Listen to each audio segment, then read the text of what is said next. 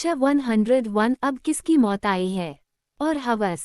अब आगे। उधर सिमी को सरस ने किडनैप कर लिया था और उसे उठाकर अपने अड्डे पर ले गया था। और इधर सभी बाहर खड़े होकर सिमी का वेट कर रहे थे।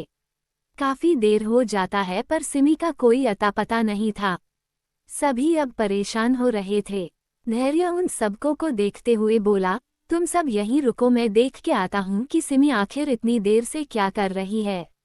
उद्धरण चिन्ह। उसकी बात पर अन्वी परेशान होकर बोलती है, हाँ प्लीज धैर्य जाओ, जल्दी देख के आओ, मेरा तो मन घबरा रहा है। उद्धरण चिन्ह। उसकी बात पर धैर्य हाँ में सर हिलाते हुए तुरंत उस ओर जाता है जहाँ सिमी गई थी। और उधर चिक्की और आहाना अन्वी परेशान से खड़े थे। वहीं एक आदमी किसी को बहुत देर से कॉल कर रहा था पर उधर से वो इंसान फोन नहीं उठा रहा था। और वो आदमी काफी देर से परेशान होकर उस इंसान को कॉल कर रहा था। वहीं धैर्य चारों तरफ सिमी को उस जगह ढूंढता है पर सिमी आसपास उसे कहीं नहीं दिखती। धैर्य तुरंत ऐव को कॉल करता है क्योंकि वो शायद समझ चुका था कि सिमी ऐसे तो गायब नहीं हो सकती। पर ऐव कॉल नहीं उठा रहा था। धैर्य कई बार उसे कॉल करता है पर ऐव का फोन नहीं लगता। धैर्य फिर सात्विक को कॉल करता है। सात्विक थोड़ी ही देर में कॉल पिक करता है। धैर्य इधर से परेशान आवाज में बोला, किन्नू भाई सिमी कहीं मिल नहीं कॉलेज। उद्धरण चिन्ह। उसकी बात पर सात्विक जो एक प्रोजेक्ट पर अभी पॉइंट आउट कर रहा था वो पेन को नीचे रखते हुए हैरानी सी बोला, क्या मतलब कि मिल नहीं रही, देखो वहीं कहीं होगी। उद्धरण चिन्ह। धैर्य उसकी बात पर नमे सर हिलाते हुए बोला, अरे नहीं भाई वो कहीं नहीं है। और चीकू भाई का भी फोन नहीं लग रहा, अब मैं क्या करूं। उसकी बात पर सात्विक यूज शांत कराते हुए बोला, देखो तुम परेशान मत हो, चीकू अभी बोर्ड मीटिंग में है, मैं अभी वहीं से आया हूँ, मैं उससे बात करता हूँ, तब तक तुम उसे पूरे जगह ठीक से ढूंढो। उद्धरण चिन्ह। धैर्य फिर कुछ नहीं कहता और वापस चारों तरफ सिमी को आवाज लगाने लगता है। पर सिमी जब वहां हो तब न बोलेगी कुछ। उसी समय एक कॉटेज के अंदर चारों तरफ शराब की बोतल पड़ी हुई थी और वहीं कई सारे गुंडे बैठे हुए थे जो उस कॉटेज की रखवाली कर रहे थे। वो गुंडे दिखने में काफी खतरनाक लग रहे थे। कॉटेज के अंदर एक अंधेरे कमरे में सिमी के हाथों पैरों को बांधकर उसे वहीं फ्लोर पर लगभग पटका गया था। सिमी अभी बेहोश थी पर शायद क्लोरोफॉर्म लोकल होने की वजह से अब सिमी को जल्दी ही होश आ रहा था। उसके मुंह पर टेप लगा हुआ था और वो किसी गेंद की तरह जमीन पर पड़ी थी। सिमी धीरे धीरे अपनी आंखें खोलती है। एक पल के लिए उसे तो कुछ समझ ही नहीं आता कि वो कहाँ और किस हालत में है। उसके सर में उसे काफी दर्द महसूस हो रहा था। सिमी धीरे धीरे अपनी पलकें झपकाते हुए सब याद करती है तो उसे याद आता है कि कैसे 3-4 आदमियों ने उसको बेहोश करके उसका किडनैप कर लिया था। वो ये सोचकर ही बहुत घबरा जाती है और अपने चारों तरफ देखती है। वो एक छोटा सा रूम था जो बिल्कुल अंधेरा था, एक रोशनदान था जिसमें से कुछ कुछ रोशनी उस रूम में आ रही थी। सिमी की बड़ी बड़ी आंखों में अब आंसू आ गए थे। उसके मुंह पर टेप लगा हुआ था और उसके हाथ पैर भी बंधे थे। वो जमीन पर ही कसमसाने लगती है खुद को छुड़ाने के लिए, पर उसे टाइट बंधा गया था और सिमी एक नाजुक मासूम सी लड़की थी जिसके शरीर में कोई ताकत नहीं थी। वो बस ऐसे सिसके जा रही थी और मन ही मन रोते हुए बोली, अभी कहाँ हो आप, प्लीज मुझे यहाँ से ले जाइए। उद्धरण चिन्ह। अक्सर ऐसा होता था जब सिमी कोई भी प्रॉब्लम या मुसीबत में होती थी तो सबसे पहला नाम उसके दिल से ऐव का निकलता था। वो सबसे पहले उसे ही याद किया करती थी अपने हर परेशानी में। शायद उसे खुद नहीं पता कि वो कितना ज्यादा ऐव को चाहने लगी थी, शायद हद से ज्यादा। उधर ऐव लंबे मीटिंग के बाद अपने केबिन में आता है और अपने कोट को उतार कर वहीं सोफे पर रख देता है और अपने फ़ोन को ऑन करता है जो उसने मीटिंग की वजह से बंद कर दिया था। वो जैसे ही फ़ोन ऑन करके अपने चेयर पर बैठता है तो देखता है कि उसके खास आदमी हरी का बहुत बार उसके पास कॉल आया था। ऐव की आंखें और ऑरा अचानक से ठंडा हो जाता है और वो जैसे ही हरी को कॉल करने जा रहा होता है तभी कोई बिना नॉक किए इसके केबिन में आता है। ऐव ठंडे भाव से उस तरफ देखता है तो वहाँ सात्विक था। सात्विक जल्दी से आकर बोला, चीकू सिमी गायब है, वो कॉलेज में कहीं नहीं है और वो यहाँ तक कि कॉलेज से बाहर ही नहीं निकली। उद्धरण चिन्ह। एफ को कहीं न कहीं हरी के कॉल से पता चल गया था कि जरूर सिमी से लेकर ही कोई मैटर हुआ होगा। और सात्विक की बातें सुन एफ का चेहरा एकदम पत्थर हो गया और उसकी पकड़ उसके फोन पर कस गई। वो अपनी चेयर से उठते हुए खतरनाक आवाज में बोला, अब किसकी मौत आई है जो खुद मेरे हाथों से मरना चाहता है? उद्धरण चिन्ह। एफ की बातें सुनने से ही जानलेवा लग रही थी। सात्विक को पता था कि सिमी के मैटर में उसका भाई किसी साइको से कम नहीं था। वो एफ को शांत कराते हुए बोला, अभी हम सब कॉलेज चलते हैं, शायद वहां से कुछ पता चल जाए। उद्धरण चिन्ह। एफ उसकी बात का कोई जवाब नहीं देता और किसी को मैसेज करता है। उधर से कोई तुरंत ऑक लिखकर भेजता है और एफ फिर बिना कुछ कहे बेहद गुस्से से अपनी कार लेकर निकल जाता है। सात्विक को कुछ समझ नहीं आता, पर फिर वो कॉलेज के लिए निकल जाता है। धैर्य सिमी को कॉलेज में ढूंढकर परेशान ही चुका था और उसने सबसे बता दिया था कि सिमी पक्का किडनैप हो चुकी है, क्योंकि सिमी कभी अकेले बिना बताए घर या कहीं और अपने मन से जा ही नहीं सकती थी। अन्वी, चिक्की और आहना सभी घबरा गए थे। धैर्य को कुछ समझ नहीं आ रहा था कि अब कौन सा सिमी का दुश्मन पैदा हो गया जिसने उसका किडनैप कर लिया, क्योंकि जहां तक उसे पता था सिमी बहुत ही क्यूट और भोली थी, जिस वजह से उसकी किसी से कोई दुश्मनी नहीं थी। और जो उसका दुश्मन था उसकी खुद की मां इस वक्त हॉस्पिटल में थी, जिससे धैर्य मिलने भी जा चुका था। वहीं दूसरी तरफ कॉटेज में अंदर बैठे सरस और उसके आदमियों को उस रूम से कुछ आवाजें आ रही थी जहां उसने इस वक्त सिमी को बंद कर रखा था। सरस तुरंत एक एविल स्माइल करते हुए उस रूम के अंदर जाता है तो देखता है कि एक बेहद खूबसूरत और मासूम लड़की अपने आपकों को छुड़ाने की कोशिश कर रही थी। सरस के चेहरे से ही सिमी के लिए हवस दिख रही थी। सिमी को जब एहसास होता है कि कोई उस रूम में है और उसे ही देखे जा रहा है तो सिमी डरते हुए उस ओर देखती है। सिमी का छोटा सा चेहरा अब तक रो रो कर लाल हो चुका था। वहां एक आदमी उसे ही अपनी हवस भरी नजरों से देख रहा था।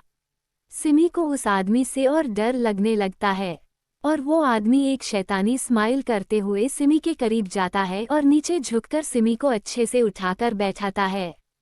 सिमी को घिन आ रही थी उस आदमी के छूने से। वो रोए जा रही थी। वो आदमी उसे रीता हुआ देखकर एक शैतानी स्माइल करते हुए उसके मुंह से उस टेप निकाल देता है।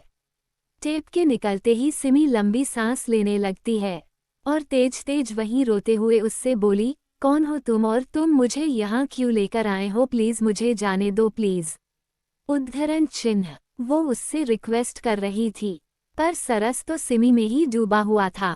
वो उसके जाने का नाम सुनकर अचानक से सिमी के बालों को एकदम टाइट से पकड़कर उसके छोटे से चेहरे को अपने पास करते हुए गुस्से से बोला, तुम जैसी खूबसूरती को जाने दूं?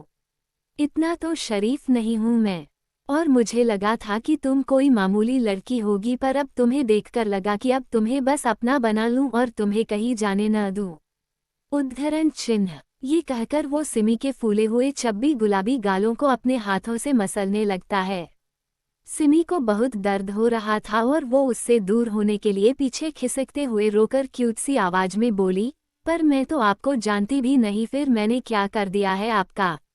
उद्धरण चिन्ह। सरस कुछ बोलता उससे पहले ही पीछे से किसी लड़के ने चिल्लाकर कहा, भाई ये आप किसे ले आए हो? ये वो नहीं है जिसे मैंने कहा था आपको किडनैप करने को। राहुल उस कॉलेज में नया था, जिस वजह से उसे अभी न एव और न ही वाधवा के बारे में कुछ पता था। सरस उसकी बात पर सिमी के गालों को मसलना बंद करके हैरानी और गुस्से से राहुल से बोला, क्या बकवास कर रहे हो? क्या ये तुम्हारी महबूबा नहीं है? उद्धरण चिन्ह। राहुल नमे सर हिलाते हुए बोला, नहीं भाई, मैं तो इस लड़की को जानता भी नहीं, अब आप इसे वापस छोड़ दीजिए और उस लड़की को ले आइए। उद्धरण चिन्ह। राहुल का सिमी को छोड़ने की बात सुनकर सरस गुस्से में आ जाता है, क्योंकि सरस को सिमी इस दुनिया की सबसे खूबसूरत और मासूम लड़की लग रही थी और वो उसे अब ऐसे ही नहीं छोड़ सकता था। जिस वजह से वो गुस्से से राहुल से बोला, अभी मैं इसे नहीं छोड़ने वाला, ये अब मेरी है और मैं इससे अभी जी भरकर खेलूंगा, तो तुम अभी दफा हो जाओ यहाँ से। उद्धरण चिन्ह। राहुल को पता था कि उसका भाई किस तरह का गंदा इंसान है, इसलिए वो भी उससे बहस नहीं करता और एक नज़र सिमी को देखता है, जो उसे सच में काफी क्यूट लगती है। वो कुछ नहीं कर सकता था, जिस वजह से वो फिर वहां से चला गया और सरस सिमी के करीब जाने लगा। तो क्या आप बचा पाएगा अपने लिटिल वाइफ को सरस से, या सरस कर लेगा अपने मन की सिमी के साथ? 102 वो अखंड वाधवा की क्वीन है और अखंड की हैवानियत। अब आगे राहुल वहां से चला जाता है और सरस सिमी के करीब जाने लगता है। सिमी उसके पास आने से बहुत ज्यादा कांप रही थी। सिमी को उस आदमी से बहुत डर लग रहा था, जिंदगी में पहली बार उसके साथ ये सब हो रहा था। उसके हाथ पैर बंधे हुए थे जिससे कि वो कुछ भी नहीं कर पा रही थी, और सरस अपनी घिनौने इरादे लिए सिमी के बिल्कुल करीब जाकर उसके कांपते छोटे से लाल होठों पर अपनी उंगली चलाते हुए बोला, तुम्हें पता है तुम किसी जन्नत की परी जैसी हो जिसे हर आदमी पाना चाहे, और यही हाल मेरा भी है। मैं तुम्हें पाना चाहता हूँ और हमेशा तुमको अपने पास अपने बिस्तर पर रखना चाहता हूँ। उद्धरण चिन्ह। उसकी इतनी घटिया बात सुनकर सिमी को उस आदमी से और भी ज्यादा घिन आ रही थी। उसने अपना चेहरा दूसरी तरफ कर लिया और उस आदमी से रोते हुए मगर हिम्मत के साथ बोली, तुम जो कोई भी हो, अगर मुझे कुछ भी हुआ तो मेरे भाई और सबसे बड़ी बात मेरे हबी तुमको बिल्कुल नहीं छोड़ेंगे, इसलिए उद्धरण चिन्ह। सिमी की बात बीच में ही रुक गई और उसके मुंह से एक तेज चीख निकल गई, क्योंकि सरस ने जब उसके मुंह से हबी वर्ड सुना तब वो एकदम उबल सा गया और उसने अपने संकीपन में सिमी के फूले हुए गालों पर एक जोरदार थप्पड़ जड़ दिया। सिमी एक तरफ झुक सी गई। ये उसकी लाइफ का दूसरा थप्पड़ था आज तक का। उसे अपने गाल पर अचानक से बहुत दर्द हुआ और उसके गाल बिल्कुल लाल हो गए और वो फिर अपने आप को रोक नहीं पाए और तेज तेज रोने लगी, क्योंकि सिमी को कभी इस तरह का कुछ झेलने को नहीं मिला था, जिस वजह से वो बहुत डर और घबरा चुकी थी और उसे अब उस इंसान पर भी बहुत गुस्सा आ रहा था।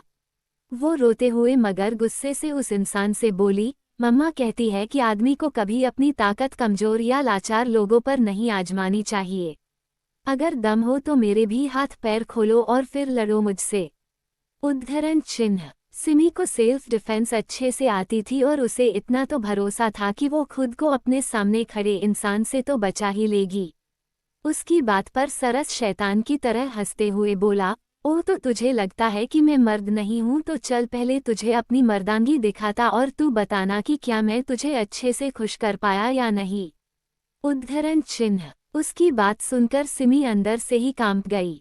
वो मन ही मन आविया अपने भाई के आने की प्रे कर रही थी, क्योंकि वो इंसान उसके हाथ पैर नहीं खोल रहा था। सिमी खिसकते हुए दीवार से सटती जा रही थी और सरस अपने शर्ट के बटन खोल रहा था। वो एक झटके में अपनी शर्ट उतारकर वहीं फेंक देता है और सिमी के पैर को पकड़कर अपने पास खींचता है। सिमी तुरंत डर से चीख पड़ती है और खुद को छुड़ाते हुए रोते हुए बोली, देखो ये तुम सही नहीं कर रहे, प्लीज बचाओ कोई मुझे, प्लीज हेल्प मी हबी भाई, कोई बचाओ मुझे। उद्धरण चिन्ह। उधर समीर अब तक घर आ चुका था। वो तुषार के साथ स्टडी रूम में था। तभी उसे बहुत अजीब फील होने लगा और फिर तभी उसके पास उसके एक आदमी का फोन आया। समीर ने जैसे ही उस इंसान की बात सुनी, वो तुरंत अपनी चेयर से परेशानी में उठ जाता है। तुषार उसे ऐसे परेशान होता देख उसकी तरफ हैरानी से देखने लगता है। समीर उस आदमी का फोन जल्दी में कट करते हुए स्टडी रूम से बाहर जाते हुए बोला, तुषार मैं तुमसे बाद में मिलता हूँ, अभी कुछ काम है। उद्धरण चिन्ह। समीर परेशान लग रहा था। तभी वहां कायरा भी आ जाती है। वो भी समीर को ऐसे परेशान देखकर उसे शांत कराते हुए बोली, छोटे पहले बोलो तो सही हुआ क्या है। तुषार भी उसकी बात पर हामी भरता है। फिर समीर उन सब की बात का जवाब देते हुए परेशानी और गुस्से से बोला, बच्चा को किसी ने किडनैप कर लिया कॉलेज से और मुझे पक्का पता है ये उसी अखंड वाधवा की दुश्मनी में ही मेरी बहन किडनैप हुई है, वरना उसकी दुश्मनी किसी से भी नहीं है। उद्धरण चिन्ह। कायरा और तुषार हैरान रह जाते हैं। उसकी बात को सुनकर तुषार जल्दी से समीर से बोला, अभी किसी पर एलिगेशन लगाने का टाइम नहीं है, पहले सिम्हिका को ढूंढते हैं चलो। उसकी बात पर समीर कायरा से बोला, दी आप माँ और दादा दादी जी से कुछ मत कहना वरना वो परेशान होंगी, मैं बच्चा को जल्द ही यहाँ लेकर आऊंगा। उद्धरण चिन्ह। कायरा भी परेशान थी और वो भी जानती थी कि घर में अगर कोई भी ये चीज सुनेगा तो बहुत परेशान हो जाएगा, जिस वजह से वो भी बस हाँ में सर हिलाते हुए बोली, जल्दी जाओ और उसे सही सलामत लेकर आओ। उसकी बात सुनकर फिर समीर और तुषार तुरंत वहां से निकल जाते हैं। तुषार काफी समझदार बिजनेसमैन था और उसके कई सारे अलग अलग लोगों से जान पहचान भी थी, जिस वजह से वो अपने आदमियों से सिमी का पता तुरंत लगाने को बोलता है। समीर ने भी अपने आदमियों को काम पर लगा दिया था। उधर एव बहुत ही ज्यादा स्पीड में अपनी कार ड्राइव कर रहा था। वो इस समय किसी यमराज से कम नहीं लग रहा था। उसके एक हाथ में स्टीयरिंग और दूसरे हाथ में गन थी। उसे देखकर ऐसा लग रहा था कि आज वो पक्का किसी का खून कर ही देगा। वहीं कॉटेज के अंदर सरस जैसे ही सिमी के कपड़े फाड़ने जा रहा था कि कोई उस डोर पर नॉक करता है और सरस गुस्से से डोर की तरफ जाता है। वहां उसका आदमी खड़ा था जो उससे बोला, बॉस लगता है कि आपने गलत आदमी से पंगा ले लिया है, क्योंकि अभी हमने इस लड़की के बारे में अच्छे से पता लगवाया है तो ये लड़की कोई आम लड़की नहीं है। सरस जो पहले से ही उखड़ा हुआ था ऐसे उसके बीच में आ जाने से और अब उसकी बात सुनकर गुस्से से बोला, कौन है ये और क्या मैं किसी से कम हूँ क्या जो मैं किसी से डरूं? उसकी बात वो आदमी सरस को समझाते हुए बोला, बॉस आप समझ नहीं रहे, ये सिम्हिका लूथरा है, समीर लूथरा की बहन, और सबसे खास बात और पता चली है। उसकी बात पर अब सरस को इंटरेस्ट आ रहा था, क्योंकि उसके डैड भी बिजनेसमैन थे, जिस वजह से उसने भी समीर का नाम बड़े बड़े बिजनेसमैन में सुना था।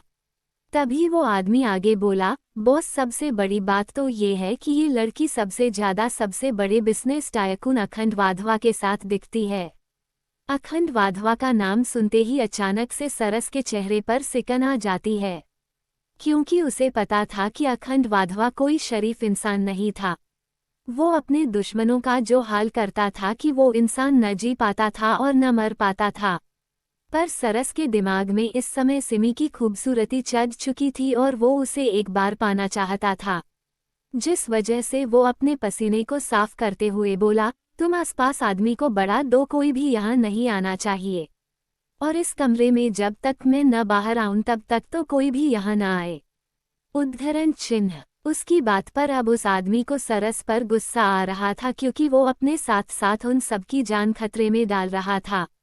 पर वो कुछ भी कहता उससे पहले सरस ने उस रूम का गेट अंदर से लॉक कर लिया और फिर सिमी के करीब जाने लगा। सिमी अभी तक सहमी हुई वहीं बैठी थी, उसकी आंखों से आंसू सूख चुके थे। उसे ऐसा लग रहा था अब कि उसकी जिंदगी का ये आखिरी दिन है। अब वो सरस को अपनी आंसू भरी आंखों से खुद के पास आता हुआ देखती है। सरस की आंखों में साफ साफ सिमी के लिए हवस था।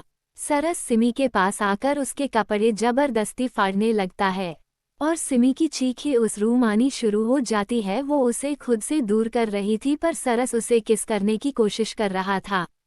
सरस ने एक झटके में सिमी के कुर्ती की स्लीव को फाड़ दिया और सिमी की डर से चीख निकल गई और सरस उसे चिल्लाता देख बहुत खुश लग रहा था। वो उसके आगे बढ़ता कि तभी एक फिर एक तेज बैंग की आवाज के साथ उस रूम का दरवाजा लगभग टूटता है। सरस एक बार फिर डिस्टर्ब होने की वजह से चिढ़ जाता है और गुस्से से सिमी से दूर होकर डोर की तरफ देखता है, तो अचानक से उसे ऐसा लगता है कि वो अपने सामने जैसे किसी यमराज को देख रहा हो।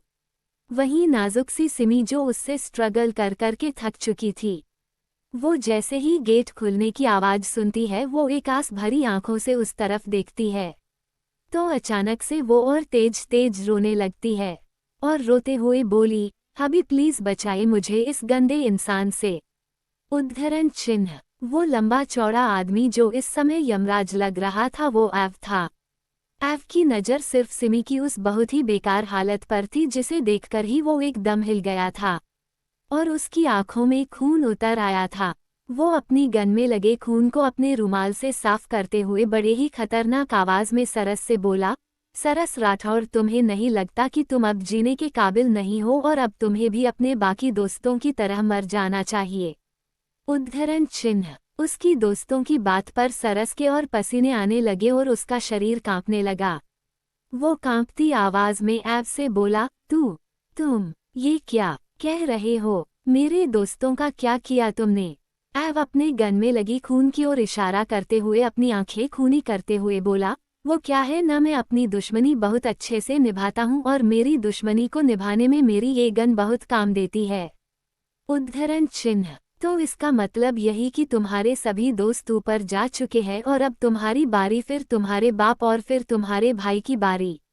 वो अपनी बात खत्म करते हुए सिमी को देखता है और उसके पास जाकर उसे प्यार से चुप कराते हुए उस पर अपने खून लगे कोट से उसे अच्छे से कवर करता है और सिमी को उस रूम से निकालकर पहले बाहर सोफे पर बैठाता है।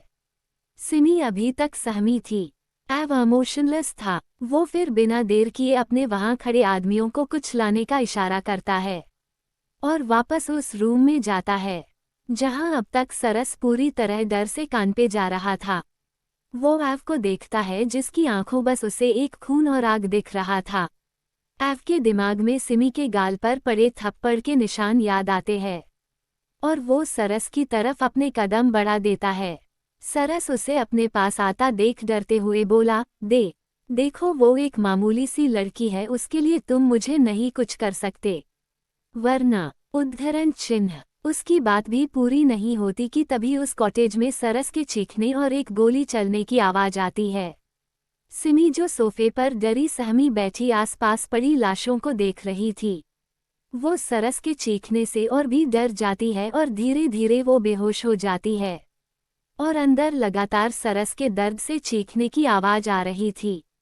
एव उसके दोनों हथेलियों में गोली मार देता है और उसके हाथों को अपने लेदर के शूज से बेरहमी से कुचलते हुए एक एक शब्द पर जोर देते हुए बोला, वो कोई मामूली लड़की नहीं है, वो मेरी जान है, वो अखंड वाधवा की क्वीन है, समझ आया, वो इस किंग की क्वीन है।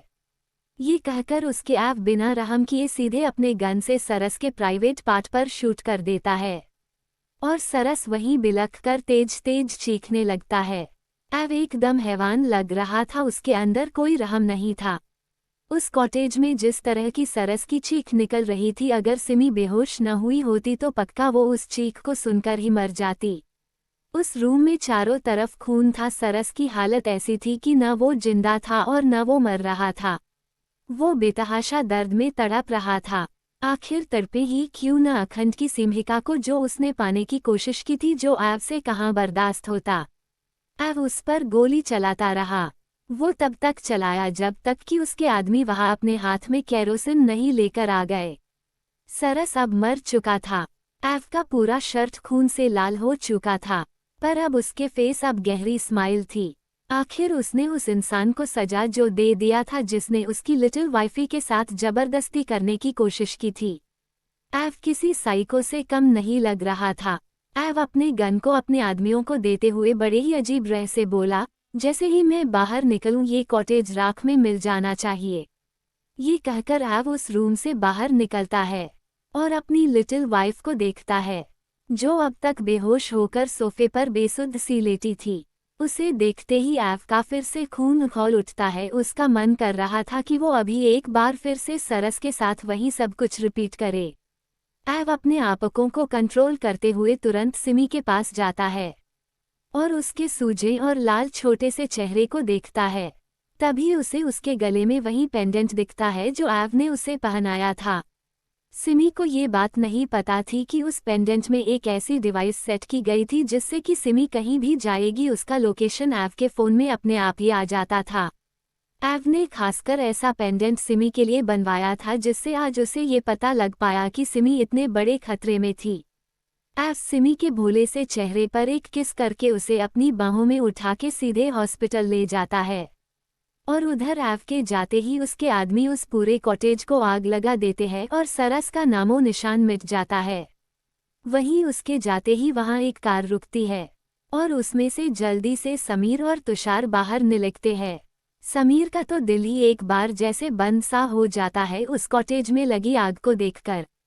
तुषार सिमी की बहुत रिस्पेक्ट किया करता था और प्यार भी, इसलिए वो अभी इस तरह की आग देखकर बहुत ही शॉक्ड रह जाता है।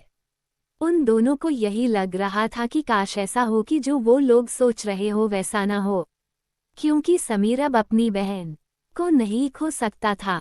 वो दोनों शॉक्ड होकर वहीं खड़े थे कि समीर के पास किसी का कॉल आता है। समीर उस कॉल को कांपते हाथों से पिक करता है और उधर की आवाज सुनकर उसके फेस पर एक खुशी सी आ जाती है और वो जल्दी से तुषार को लेकर फिर वहां से निकल जाता है। 103 अखंड तुम अपनी हद में रहो, ये मेरी बहन है। अब आगे लाइफ केयर हॉस्पिटल। सिमी को विप वार्ड में शिफ्ट किया गया था और आव उसी के पास था। सिमी को इंजेक्शन दिया गया था जिस वजह से वो जल्दी हाई होश में आ जाए। डर की वजह से सिमी बेहोश हो चुकी थी। आव उसके हाथों को पकड़कर उसी के साइड में रखे चेयर पर बैठा था। वो एक टक सिमी के मासूम से चेहरे को देख रहा था जो अभी तक मुरझाया हुआ था। एव धीरे से उसके चेहरे पर अपने हाथों को ले जाता है और सॉफ्ट होकर उसे टच करने लगता है। एव के फेस पर इस समय कोई भी भाव नहीं था। एव सिमी उस गाल पर धीरे से चूमता है जिसे सरस ने थप्पड़ मारने के लिए छुआ था।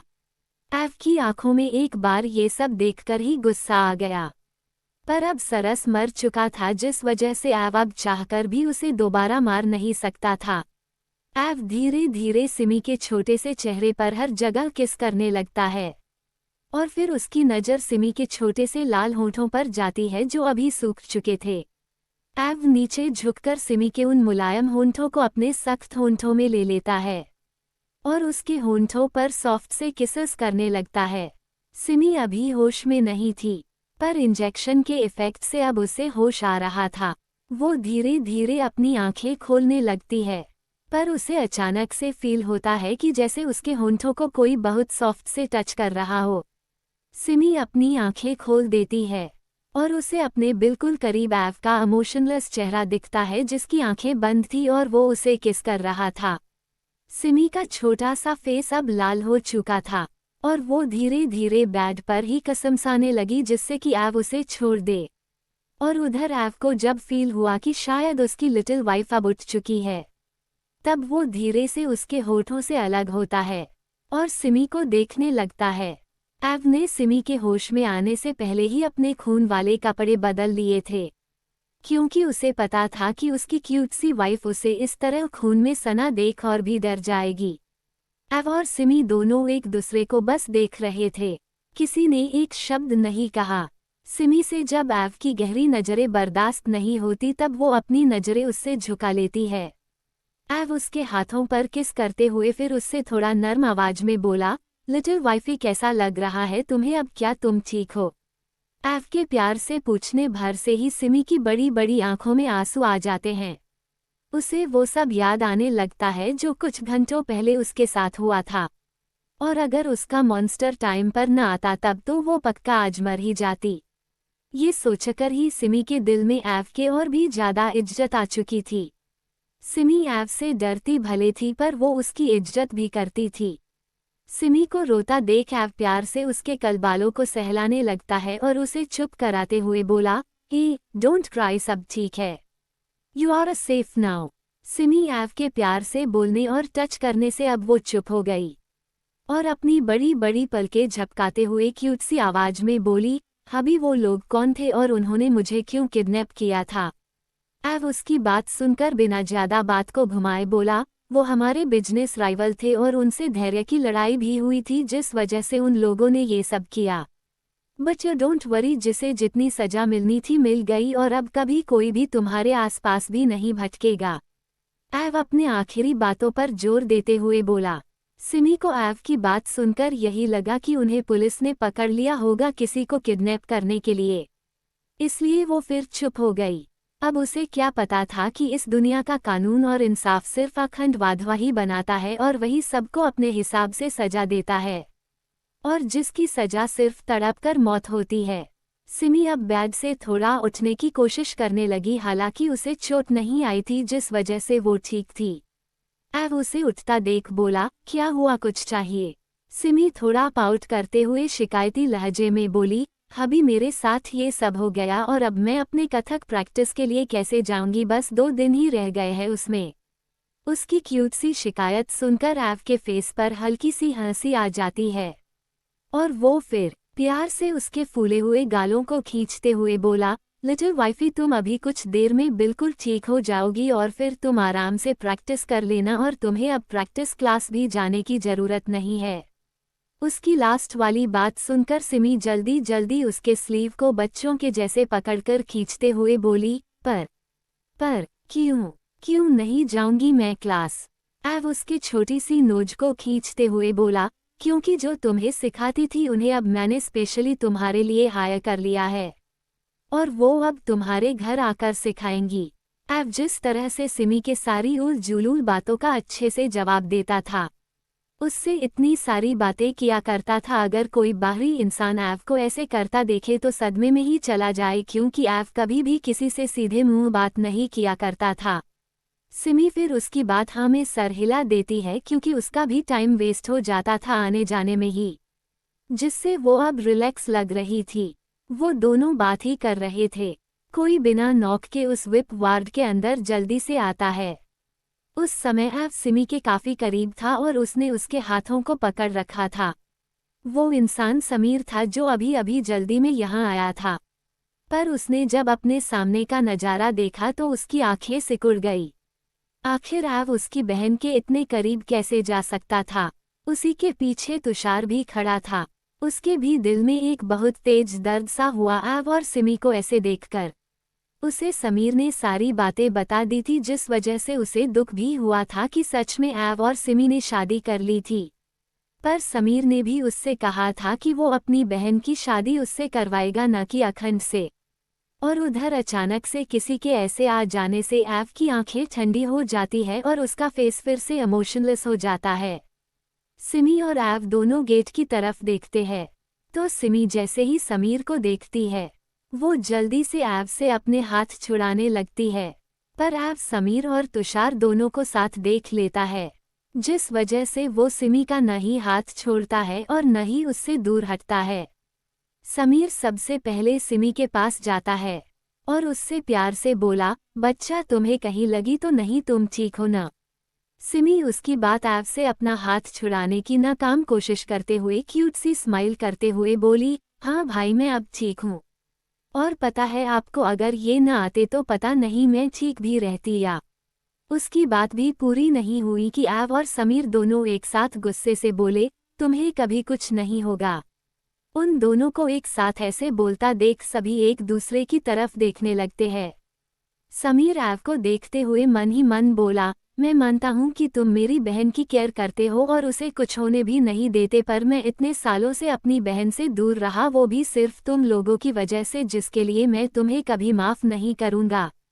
उद्धरण चिन्ह। समीर फिर सिमी के हाथों को देखता है जिसे एव ने अभी तक पकड़ रखा था। समीर घूरकर एव को देखते हुए बोला, मेरी बहन का हाथ छोड़ो। उद्धरण चिन्ह। एव उसकी बात सुनकर बड़े ही रौब में समीर के पास जाते हुए उसकी बातों का जवाब देते हुए बोला, मैंने अपनी वाइफ को कुछ दिन के लिए उसके घर भेजा था, पर मुझे नहीं पता था कि तुम उसकी थोड़ी सी भी केयर नहीं कर पाओगे। उद्धरण चिन्ह। एव के ताने को सुनकर समीर का चेहरा गुस्से से लाल हो गया और वो बोला, अखंड तुम अपनी हद में रहो, ये मेरी बहन है, तुम्हारी कोई वाइफ नहीं। उद्धरण चिन्ह। एव अपने पॉकेट में दोनों हाथों को डालते हुए एटीट्यूड में बोला, तुम्हारे कहने या न मानने से कुछ बदलने वाला नहीं है, तुम मेरी वाइफ भाई हो, इसलिए तुम मुझसे बचे हुए हो, वरना अगर कोई और मुझे अपनी वाइफ से ऐसे दूर करने की कोशिश करता तो मैं उसे इस दुनिया से ही दूर कर देता। उद्धरण चिन्ह। उसकी बातों में एक धमकी थी और उधर सिमी अपनी आंखें फाड़े अपने भाई और अपने पति को ऐसे बहस करते हुए देख रही थी। सिमी खुद को ही कोस रही थी अब कि क्यों उसकी वजह से ये दोनों आमने सामने आए। सिमी अपने भाई को गुस्से से लाल होता हुआ देखकर जल्दी से क्यूट सी आवाज में थोड़ा तेज से बोली, भाई घर चलिए न, मम्मा और कायरा दी से मिलना है और दादा दादी जी भी इंतजार कर रहे होंगे। उद्धरण चिन्ह। सिमी की आवाज सुनकर वो दोनों जो एक दूसरे को घूर रहे थे। समीर फिर गुस्से से अपनी नजरें एव से हटाते हुए सिमी से बोला, ठीक है बच्चा, चलो मैं तुम्हें अपने साथ लेकर चलता हूँ। उद्धरण चिन्ह। समीर ने अपने साथ शब्द पर जोर देते हुए एव को सुनाते हुए बोला था। एव का तो मन यही कर रहा था कि वो अभी समीर का खून कर दे और अपनी छोटी सी वाइफ को अपने साथ लेकर चला जाए।